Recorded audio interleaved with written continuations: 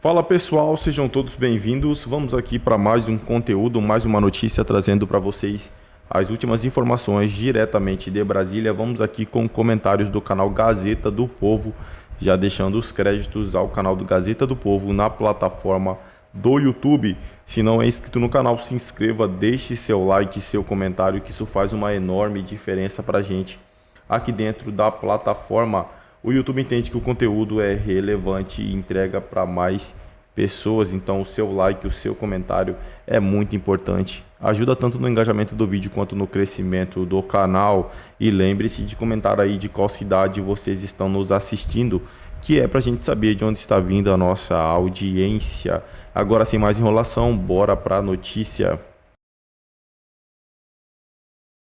Lava a alma desses corruptos, não é mesmo, Deltan Dallagnol? Fique à vontade, meu amigo, boa tarde.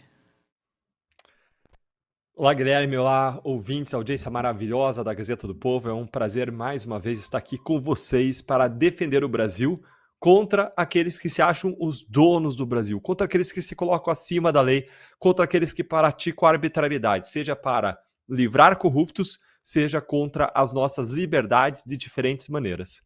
Guilherme, é isso aí que você falou. Nessa semana, apenas nessa semana, porque se a gente ampliar, a gente vai falar de vários outros absurdos, mas apenas nessa semana, o Supremo Tribunal Federal simplesmente livrou José Dirceu e livrou Marcelo Odebrecht de condenações pesadas que eles tinham por crimes de corrupção comprovados. Vamos analisar cada um dos casos, mas vamos começar lembrando um pouquinho quem é José Dirceu. José Dirceu foi condenado por corrupção no caso Mensalão pelo próprio Supremo Tribunal Federal.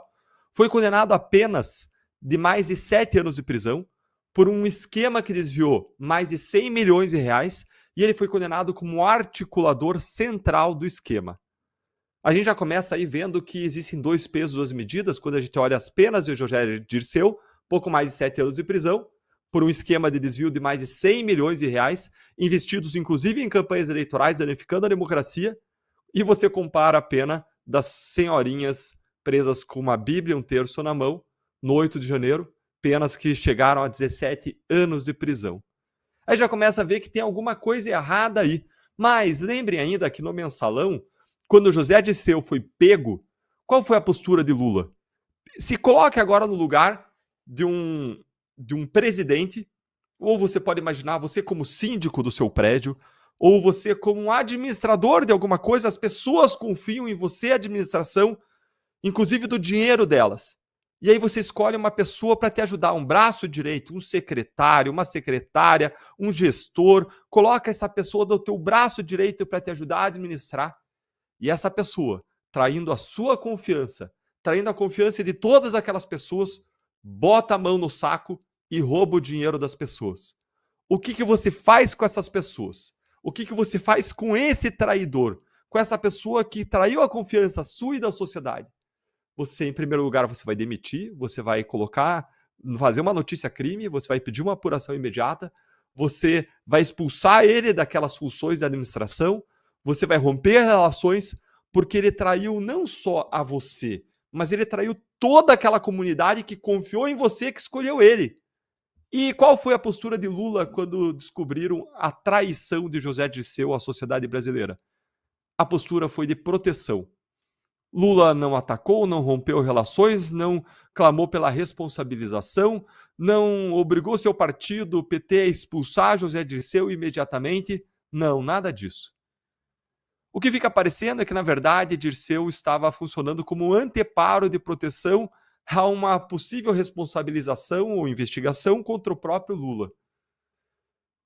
E o que se comprovou durante a Lava Jato é que, enquanto José Dirceu estava sendo processado pelo caso do Mensalão, ele estava articulando, realizando, participando do Petrolão. Ou seja, as funções dele de gestão, o poderio de comando, o poderio sobre contratações, o poderio sobre o governo continuava a existir, mesmo depois de ele ter sido flagrado traindo a confiança da sociedade e supostamente traindo a confiança do seu superior hierárquico. Como que você faz sentido de tudo isso?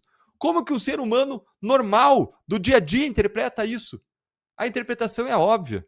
A interpretação é evidente. é de que Lula participava dos esquemas, Lula deu e manteve o poder para José Dirceu justamente porque Lula estava dentro de tudo. Essa é a conclusão óbvia que um cidadão comum chegaria. Mas não parou aí. Lula foi investigado, processado e condenado em 3 instâncias e livrado, é claro, pelo Supremo Tribunal Federal, que jamais o absolveu. E, como ele é presumido inocente, a gente não pode fazer nenhum juízo aqui quanto à culpa dele, já não pode também chamá-lo de ladrão, apesar de todas as provas. É o que a justiça diz, né? Genocida pode, ladrão não, por alguma razão que só uma suprema consciência pode nos dizer qual é. E aí você vê tudo isso acontecendo e você lembra de Sérgio Cabral dizendo que ele não parava de pegar propina porque aquilo se tornou um vício para ele. Mas quando a gente olha para o PT, para José Dirceu, eu acredito, com base nas evidências, nas informações, que é mais do que isso.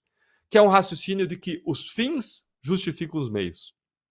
De que o objetivo de uma revolução do proletariado, de colocar a esquerda no poder, o objetivo de impor a sua visão de mundo a todos, justifica os meios, ainda que esses meios sejam desviar dinheiro público para injetar em campanhas eleitorais, para enriquecer, para o que for.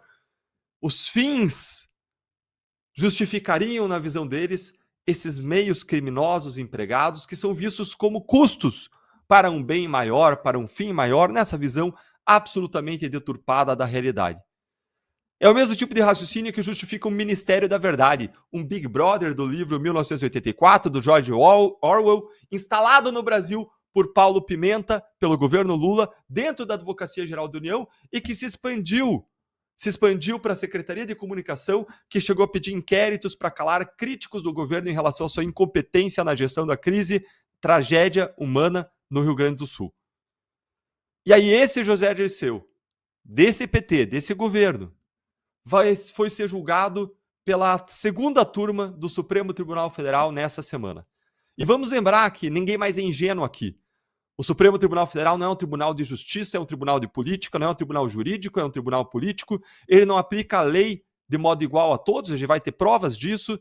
Eu vou comentar provas, evidências concretas disso, mas é um tribunal que aplica 2 pesos, 2 medidas, e é um tribunal que, vamos lembrar também, praticamente integralmente foi colocado lá pelo PT, por Lula e por Dilma. E aí uma maioria da segunda turma isenta completamente José Dirceu de punição, revertendo o entendimento aplicado nas outras 3 instâncias do judiciário, inclusive as instâncias que são técnicas, a primeira e a segunda, de juízes técnicos e concursados. E como que a segunda turma do Supremo Tribunal Federal faz isso? Reinventando a roda, inventando uma teoria sobre prescrição que já estava superada naquele caso. Vou explicar para vocês. José Dirceu foi condenado a 8 anos de cadeia por ele ter solicitado e recebido mais de 2 milhões de reais para facilitar contratos da Petrobras com uma empresa chamada Apollo Tubulars. E a gente tem um sistema de prescrição que funciona como? O nosso sistema de prescrição funciona assim. O que é o sistema de prescrição? Esse sistema ele diz o seguinte: quando o processo demora muito tempo na justiça, quando uma investigação demora muito tempo na justiça, cai tudo por ralo abaixo, você não pode mais investigar, não pode mais punir ninguém, simplesmente porque demorou muito tempo. A ideia é estabilizar as relações sociais, ainda que impedindo a punição porque a justiça está demorando muito. Tudo bem se a nossa justiça fosse rápida. Tudo bem se no mundo fosse assim. Mas isso é assim só aqui no Brasil.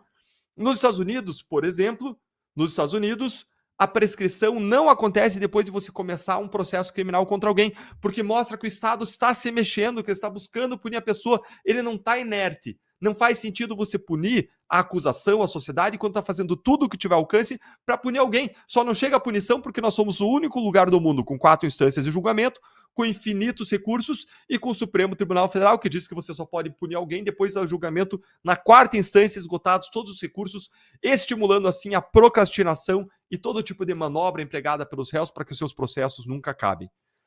E qual é o limite? Qual é o prazo de prescrição para alguém que é condenado a 8 anos de prisão? O prazo de prescrição é o prazo de 12 anos. Contudo, quando a pessoa faz 70 anos de idade, como os colarinhos brancos costumam fazer ao longo dos processos, que são intermináveis, essa pessoa recebe um presente de aniversário que vai muito além do amor, do carinho, de eventuais bens materiais entregues pelos seus familiares. É um presente dado pelo nosso sistema de justiça, que é a coroa da impunidade. Esse presente é uma redução pela metade do prazo prescricional. E o prazo prescricional, que no Brasil já é curto, já é todo pró-réu, todo em favor do criminoso cai pela metade, cai de 12 para 6 anos. Ainda assim, o caso não teria prescrito. Por quê? Porque os crimes foram praticados, começaram em 2009, foram até 2012 e o processo criminal começou em 2016. E o que está em jogo aqui são esses marcos prescricionais. Se entre os crimes praticados e o começo do processo penal, que chama de recebimento de denúncia, se passaram ou não mais do que o prazo prescricional, se passou ou não mais do que esses 6 anos. Entre 2012 e 2016 não passou mais do que 6 anos. E os crimes foram até 2012. Mas aí, veja só, o Supremo Tribunal Federal, com sua suprema consciência, suprema engenhosidade, suprema inovação e com sua suprema impunidade aplicada aos corruptos, ele reinterpretou isso por uma maioria de 3 votos. Ele disse o seguinte: não, veja bem, o crime foi ajustado à corrupção em 2009, os pagamentos foram até 2012, mas vamos tomar em consideração só essa data de 2009, que foi quando tudo começou, foi quando o ajuste da corrupção foi feita. Entre 2009 e 2016, quando foi recebida a denúncia, começou o processo, passou mais de 6 anos. Vamos então derrubar tudo, cancelar tudo. Ele não fica nem com a ficha suja em razão desse caso. Mas faz sentido colocar o marco inicial em 2009 e não em 2012? Não faz sentido nenhum. Por quê? Porque o artigo 317 do Código Penal estabelece que a corrupção não só pedir propina, não só acertar propina, não só fazer um ajuste de propina, mas é crime de corrupção receber propina. E nos autos está comprovado que ele recebeu até 2012. Então, o que o Supremo Tribunal Federal fez? Por meio das mãos, e vamos dar nomes aos bois aqui, pelo meio das mãos de Ricardo Lewandowski, de Nunes Marques e de Gilmar Mendes, o que o Supremo Tribunal Federal fez foi aplicar uma tese inovadora, contrária ao STJ, contrária ao Tribunal da Segunda Instância, contrária à Primeira Instância, livrando José Dirceu da sua condenação. Falta só mais uma condenação para que ele possa se candidatar em 2026, como ele já disse que ele quer fazer. E assim, os velhos corruptos condenados vão reocupando suas posições de poder em Brasília para seguirem nos governando e para que tudo volte a ser como sempre foi. Afinal de contas, foi esse mesmo sistema político corrupto, balançado, abalado pela Lava Jato, que colocou os ministros lá. É isso aí, Deltan Dallagnol. Essa é a realidade do Brasil. Infelizmente, é a situação que a gente tem vivido nos últimos meses, nos últimos anos. Em especial, era o que se esperava no retorno de Luiz Inácio Lula da Silva à presidência. Seria isso que iria acontecer. Fabiana Barroso, tivemos esse artigo maravilhoso do Deltan Dallagnol e as informações que nós conversamos aqui durante as últimas 2 semanas, em especial, do STF livrando a cara de diversos políticos e diversos corruptos, né? Essa é a palavra correta para essas pessoas. E agora chegamos a esse ponto, né? Como nós utilizamos no card, lavando a alma desses condenados é o papel do STF, um STF que a gente tem que lembrar sempre aqui, aparelhado pelos governos petistas, né, Fabi? Boa tarde. Boa tarde, Guilherme. Boa tarde, Deltan. Boa tarde, Cláudio Dantas. E boa tarde a todos aqui da audiência do Sem Rodeios na Gazeta do Povo. Pessoal, isso já era meio previsível, né? Não existe realmente surpresa, mas isso não deixa de nos indignar. O Deltan explicou muito bem a questão da prescrição, a parte jurídica da coisa, mas vamos também relembrar aqui que José Dirceu foi neste ano lá no plenário do Senado Federal, né, foi super bem recebido, como se nada tivesse feito ao Brasil. Né? Os políticos a gente sabe como é que é, mas ao Brasil. E ele disse até que ele não queria atravessar o salão ali, o tapete, para ir na Câmara dos Deputados, justamente porque ele já estava dizendo que ele iria, de uma outra forma, eleito. Né? Então, em 2026, teremos aí um pessoal que está bem sujo, pelo menos moralmente, já que a justiça está livrando a cara deles, né? Mas bem sujo mesmo, provavelmente bem limpo, para poder disputar as eleições. E aí a gente fica naquela indagação político e jurídica do seguinte: é sempre dito que, por exemplo, os cargos, né, de presidência ou do Senado ou presidência da Câmara Federal, que é muito difícil, que tem que negociar, e realmente acho que sim, né? A gente sabe que os caciques partidários são os mesmos, eles não estão do lado de ninguém, a não ser o lado deles mesmos, então é muito complicado esse jogo. Mas o problema é que, além de José Dirceu vir, né, provavelmente candidato a deputado federal em 2026, muito provavelmente ele virá também para ser o candidato dos candidatos, significando que pode, com certeza, exercer a presidência da Câmara. E aí vocês imaginam, não existe ex-agente. Parece teoria da conspiração, mas não é. Dirceu foi treinado pelo regime cubano. É disso que a gente está falando. E se você duvida que isso existe, é só analisar os fatos, é só constatar a nossa triste realidade de Brasil. Então, nós aqui temos obrigação como cidadão, se é que ainda vale, mas a gente pode testar, é pressionar a atual composição da Câmara dos Deputados para não aceitar nada mais, nada menos do que alguém minimamente decente o ano que vem, quando Arthur Lira for deixar a presidência da Câmara. Porque vai ser importante. O presidente da Câmara, a gente sabe que tem ali o superpoder, né, de concentrar várias coisas, entre elas de pautar o que nos interessa como cidadão. E vão ser anos decisivos, né, para a próxima eleição, e eu fico triste com isso, porque o brasileiro é obrigado a pensar de eleição a eleição, como se esse fosse o nosso, assim, interesse maior, e não é. Isso é interesse de políticos. Mas veja, a gente é obrigado a jogar esse jogo, é obrigado a gente a pensar quem será o próximo presidente da Câmara.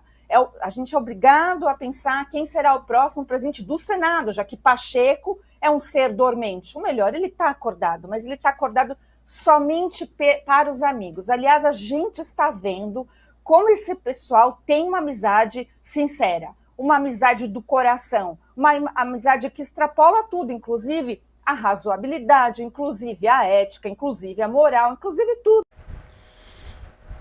Pessoal, quem aí já assistiu aquele filme Homens de Preto? Né, que eles caçam monstros, essas coisas. O rapaz lá, né, um dos protagonistas, vocês vão ver onde eu quero chegar. Ele tem uma maquininha assim que ele aponta para a cara da pessoa assim, e ela reflete uma luz, né, como se fosse um flash no olho da pessoa, e ele fala a verdade que ele quer que a pessoa, né, esteja vivendo. Por exemplo, ele apaga a memória da pessoa e fala, ó, você está vivendo isso, isso, aquilo. Se o governo tivesse essa maquininha, eles iriam querer fazer isso em todo mundo. Porque não faz sentido querer apagar da história uma das maiores operações que prenderam mais corruptos aqui do Brasil da história.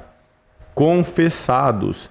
Se fossem inocentes, as empreiteiras, as empresas que estavam envolvidas não iriam delatar, não iriam confessar. Inclusive o senhorzinho barbudo ali, ó, que tá na tela aí, ó, foi um dos investigados. E a maioria Petelândia.